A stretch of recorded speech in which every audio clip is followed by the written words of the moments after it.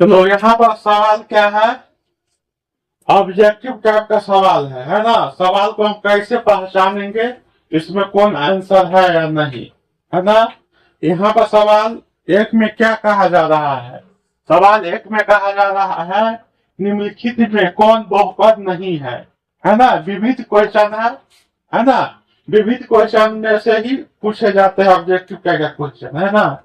जैसे किसी भी चैप्टर का अंतिम क्वेश्चन क्या होता है, विविध होता है। इसमें सभी प्रकार का क्वेश्चन क्या रहता है, मिला हुआ रहता है ना। यहाँ पर कहा जा रहा है निम्नलिखित में कौन बहुपद नहीं है। तो हम क्या बताए थे, बहुपद किसको नहीं कहेंगे, बहुपद उसे कहेंगे जिस पर क्या हो, पावर कौन संख्या हो, पूर्ण संख्या हो। नहीं, कौन संख्या हो, पूर्ण संख्या हो, उसी को हम क्या कहेंगे, बहुपद कहेंगे। अगर उसके अलावा जो भी संख्या आएगा तो वो बहुपद नहीं होगा, है ना। पूर्ण संख्या का भाग क्या क्या आ सकता है, पूर्ण संख्या का भाग आ सकता है प्राकृतिक संख्या, समभी संख्या, आभास संख्या, ये सब पूर्ण संख्या के अंदर में आ जाएगा, है ना। अगर किसी प्रकार से यहाँ पर देखो, यहाँ पर हम ढूंढेंगे कि बहुपद नहीं है, तो यहाँ पर देखो 2/3x+1, तो x पर कोई चीज का पावर है ऐसा अल्टरनेट कि वो देखने में अच्छा न लगे, वही बताए थे ना। जिसका पावर अल्टरनेट नहीं होना चाहिए, पूरा क्या होना चाहिए, सीधा होना चाहिए। तो यहाँ हमको अंक से कोनो लेना देना नहीं है, हमें x से मतलब है। हम x पर पावर देखेंगे, x पर पावर सिंपल होना चाहिए, साधारण होना चाहिए, कोई पॉइंट में नहीं होना चाहिए, रूट में नहीं होना चाहिए, है ना। भिन्न के रूप में पावर नहीं होना चाहिए, माइनस के रूप में पावर नहीं होना चाहिए। ये सब नहीं रहेगा एक्स पर, तब उसे हम क्या कहेंगे, बहुपद कहेंगे। तो यहाँ पर अगर यहाँ पर कुछ नहीं दिया गया एक्स के पावर, इसका पावर क्या होगा, एक। तो एक कौन पूर्ण संख्या में आ रहा है, इसका मतलब ये बहुपद है।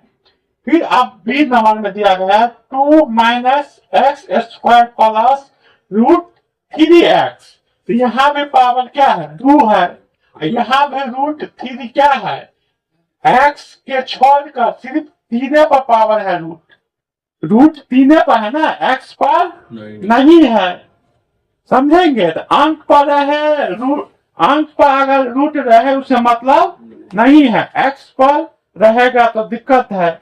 चलो अब यहाँ पर देखो क्या है, यहाँ पर क्यू है, तो ये भी बहुपद है ना, ये भी बहुपद है, ये भी बहुपद है।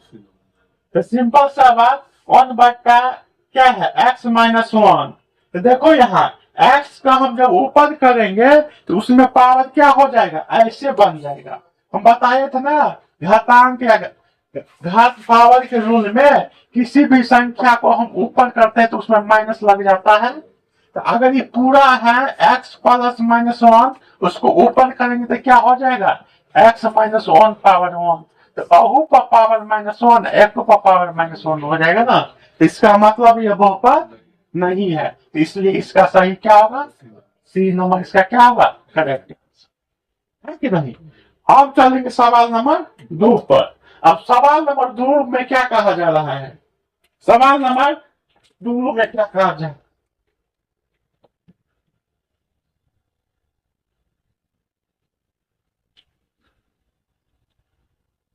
सवाल नंबर 2 में क्या कहा जा रहा है, यदि px बराबर x² -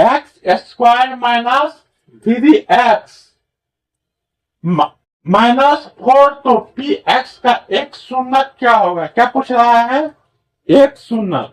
एक शून्यक का हमको क्या निकालना होगा, मान, या तो गुणनखंड विधि निकालो या फॉर्मूला को निकालो, जैसा तुमको है वैसे क्या करो, निकाल लो। नहीं तो एक एक ऑब्जेक्टिव को इसमें चेक करो कि कौन अंक को रखने से क्या आ रहा है, 0 आ जाएगा, है ना। या इससे अच्छा है अभी, है ना, शुरुआती है, ये सब जब हम अंतिम में पढ़ेंगे ट्रिक से कैसे जल्दी हम उसको क्या देंगे, आंसर देंगे। तो यहाँ पर हम क्या करेंगे, अभाज्य गुणनखंड कर लेंगे, क्या कर लेंगे, अभाज्य गुणनखंड।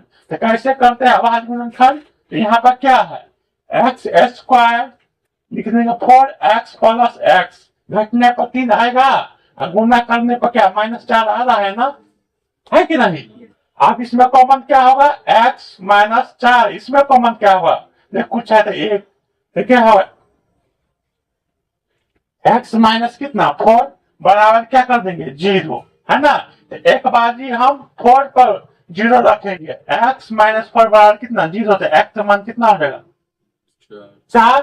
और एक बार क्या होगा यहाँ पर x प्लस कितना 1, तो लिखेंगे x प्लस 1 बराबर कितना कर देंगे 0, तो x माइनस कितना ये। अब हम दोनों शून्य का मान निकाल लिए। अब ऑप्शन में देखें कौन शून्य का मान दिया है, तो 4 वाला दिया गया है नहीं, तो 4 वाला में आंसर क्या होगा इसका, बी नंबर क्या होगा करेक्ट आंसर। या 2 भी दिया रहता तो लिख दे, ये तो उसमें आंसर में दिया रहता ए बी दोनों, तो ए बी दोनों, लेकिन इसमें क्या दिया गया सिर्फ 4, क्या 4 दिया रहा है, 4 दिया गया तो 4 आंसर हुआ, या 4 नहीं दिया रहता तो -1 दिया रहता, तो यही क्या होता है आंसर।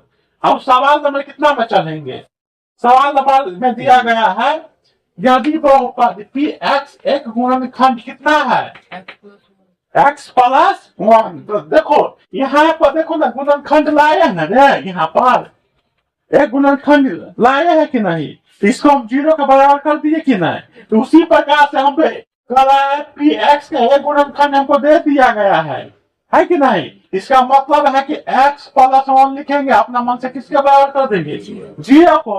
अब इसको हम इधर ले जाएंगे तो क्या हो जाएगा -1, तो -1 कहाँ है ए नंबर में करेक्ट आंसर हो जाएगा, है कि नहीं। अब ये समझो ऐसा ही है, उसको इतना बनाने का कोई अर्थी नहीं था, है ना, समझाने के लिए बना दिए हैं ताकि समझ में रहे।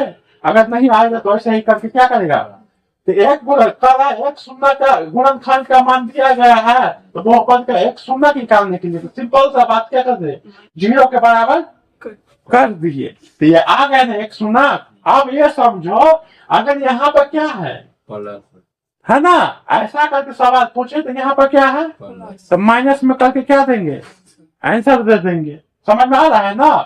आप पढ़ो अब 4 नंबर में, यदि बहुपद px का एक शून्य 4 हो, क्या एक शून्य कितना करा है 4 हो, तो px निम्नलिखित में से किससे आवश्यक विभाज्य है ना, विभाज्य होगा, विभाजित हो जाएगा।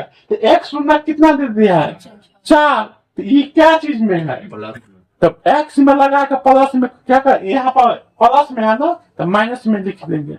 इसका मतलब क्या, देखो ये कैसे होगा, ये होगा x बराबर क्या कर देंगे 4 कर देंगे, एक शून्य कहा है ना कितना है 4, तो एक शून्य, तो इसका मतलब x बराबर 4 होगा, यही बात है ना। अब इसको हम इधर लाएंगे तो क्या लग जाएगा इसमें माइनस, तो क्या होगा x 4। अब ऐसा कहाँ मिल रहा है, डी नंबर इसका क्या होगा सही, ऐसा ही माइंड में लगा लो। अगर ऐसा पूछ रहा है एक शून्य दिया है 4 दिया है, तो अपना मन में x रखना है। अगर ये प्लस में है तो क्या करेंगे माइनस में करके, अब माइनस में रहता तो क्या कर देते किस में लगाकर x में लगाकर, है ना, किस में लगाकर x में लगाकर।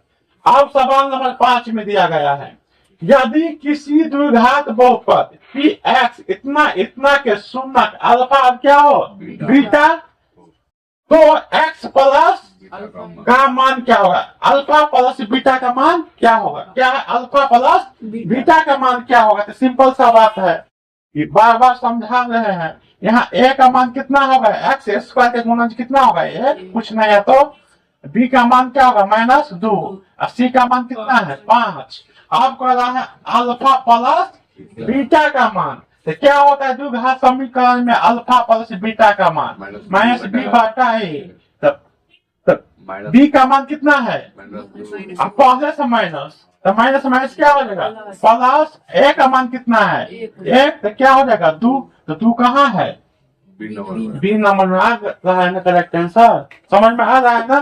कुछ पूछ सकता है, यहाँ पर दिया है अल्फा प्लस बीटा, अगर पूछ देगा अल्फा इंटू बीटा, तो अल्फा इंटू बीटा का सवाल लगाएंगे, तब क्या हो जाएगा इसका फॉर्मूला c/, ये यही होता है ना अल्फा इंटू बीटा का। c का मान कितना है 5, इसका आंसर क्या हो जाएगा 5। आ रहा है समझ में ना? आराम से ये लिखो पूरा ऑब्जेक्टिव टाइप का पूछा हुआ क्वेश्चन सब है।